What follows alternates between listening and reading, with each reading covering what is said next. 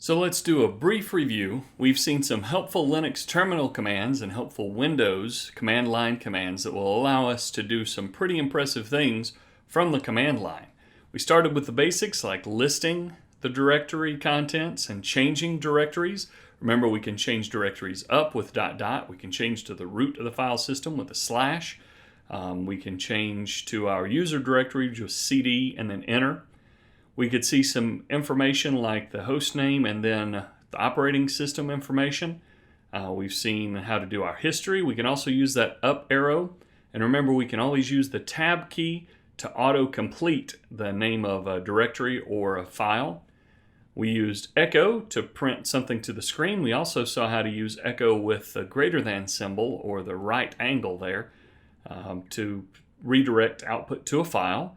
We saw how to use nano, the text editor, in our Linux environment. And then we did a Control-O to write the output and Control-X to exit. We saw how to use the sudo or superuserdo command. We saw how to more the contents of a file. We could make and remove directories with makedir and remdir. We can copy, move, and remove.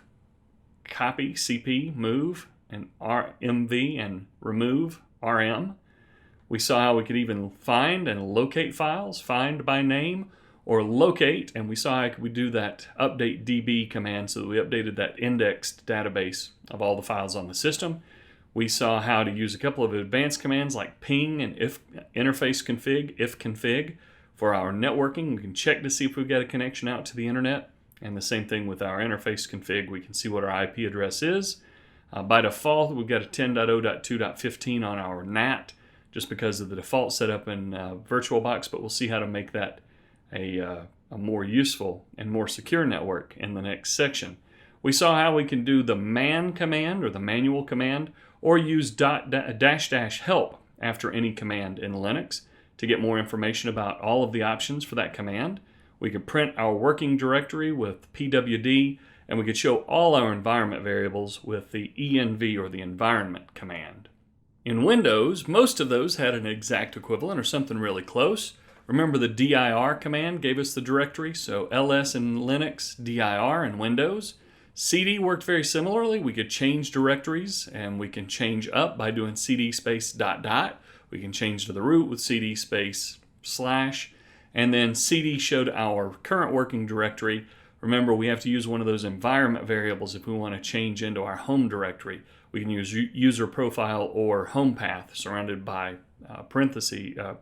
percent symbols with the cd command. ver gave us our OS info, and hostname told us our host name if you want that. DOS key /h, DOS key space /h. It's an old command to give us our history. We can also use the up arrow to go back and forth, up and down among our history of commands in the command line. We saw how to echo something to the screen, same as in Linux, echo with the right angle bracket to echo to redirect it out to a file. We can even run Notepad from the command line in Windows, so Notepad space in the name of a file let us create a new text document. We can more just like we can back in Linux to show the contents of a file. We can make directories and remove directories with makedir and remdir. We can also use a shortened version in Windows, MD and RD. Then we can copy, move, and delete files. Those we have to spell out copy, spell out move, and then DEL for delete a file instead of CP, MV, and RM. Both the ping and ipconfig commands work exactly like they did in Linux, except we use ipconfig instead of ifconfig in Windows.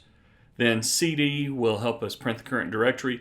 We can use the help command instead of the manual command, help, and then the name of the command that we want to get help on, or we give that command name space /?, and that gives us the help contents of that command. And then finally, if we want to see all the environment variables on our machine, set will do it for us in a Windows environment. So we've seen both the Linux and the Windows commands to do some pretty helpful things from the command prompt. In the next lesson, in the next section, we're going to see how to set up our virtual environment lab networks so that we can do some things safely inside a host-only network, and then some things where we need to connect to the outside world on the World Wide Web. So I'll see you in the next section.